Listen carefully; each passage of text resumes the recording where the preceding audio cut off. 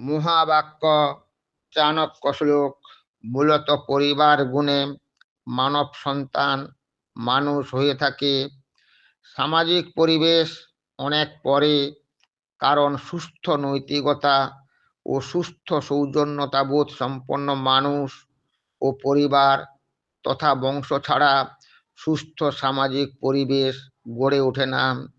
নৈতিক মানুষ নিয়ে নৈতিকতা সম্পন্ন সমাজ নচেত সমাজের কোনো অস্তিত্ব নেই।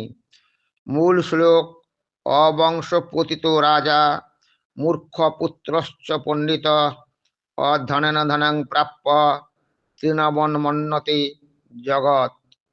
নিজ বংশে অর্থাৎ আচার আচরণ তথা নীতি নৈতিকতা সৌজন্যতার দিক থেকে অধঃপতিত বংশে জন্মগ্রহণ করে যদি কেউ রাজা হয়, কোনো মূর্খ বংশের অর্থাৎ যে পরিবার সুশিক্ষাহীন ও সদাচারহীন, সেই পরিবার বা সেই বংশের কোনো পুত্র বা সন্তান সন্ততি যদি পণ্ডিত হয়, অথবা কোনো দরিদ্র অর্থাৎ নীতি নৈতিকতা সৌজন্যতাহীন দরিদ্র ব্যক্তি যদি হঠাৎ প্রচুর ধন সম্পত্তি লাভ করে, তবে সেই সকল ব্যক্তি এই জগৎকে তৃণের মতো তুচ্ছ জ্ঞান করে থাকে, যাকে বলে ধরাকে ভাবে সরার আকার। কারণ মানুষের পরিচয় তার নীতি নৈতিকতা সৌজন্যতা সামাজিকতা বিবেচনা প্রসূত মানবিক মূল্যবোধ। শুধু ধন সম্পদ বা পদাধিকার বা পুঁথিগত পাষণ্ডের পাণ্ডিত্য দিয়ে মনুষ্যত্বের বিকাশ হয় না।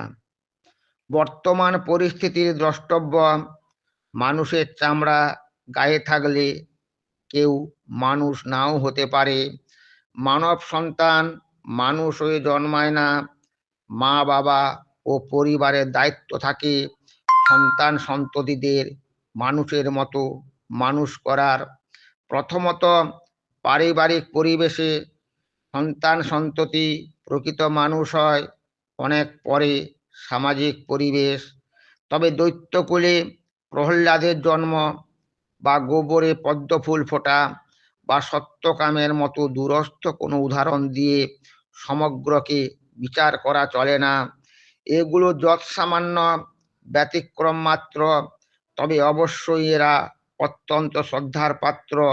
এই বিষয়ে কোনো দ্বিধাদ্বন্দ্ব থাকতে পারে না।